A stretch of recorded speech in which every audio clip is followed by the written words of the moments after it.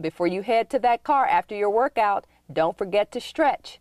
It's the one thing many of us neglect in our exercise and wellness routines. So fitness expert Grace Lazenby steps in with some sage advice.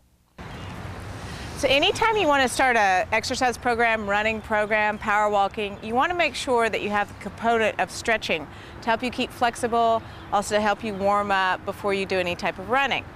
So there are a few specific stretches. Number one, you want to think about stretching out your hamstrings, which are in the back side of your body.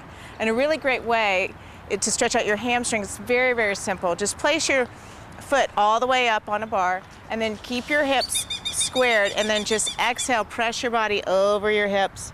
If you're really tight in your hamstrings, you might want to keep your knee bent so that you're not pushing too far into the hamstring. And make sure that you hold each stretch for at least 15 to 30 seconds. That'll allow the muscle to release. A second stretch that you want to make sure is stretching out the quadriceps and the hip flexors in the front side of the body.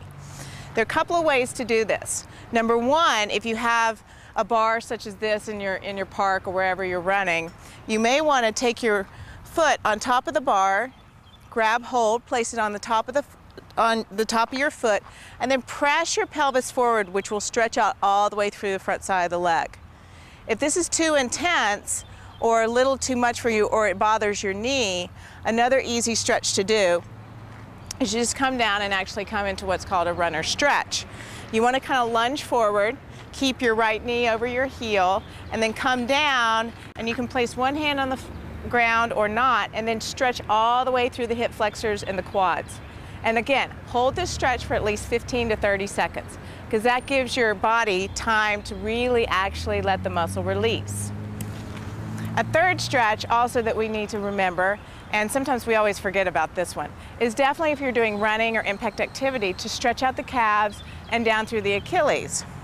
So essentially you could lean against something and press your heel down and make sure that your heel's pressed down, and then stretch and almost like bend it up and down, lifting your heel up and off the ground. And this will allow you to stretch all the way through the calves and down into the feet. So make sure that you stretch before your workouts, but also the most important time to stretch is after your workouts, when your body's nice and warm. And so you make sure that it keeps you more flexible, and definitely it'll keep you from being sore on your next workout.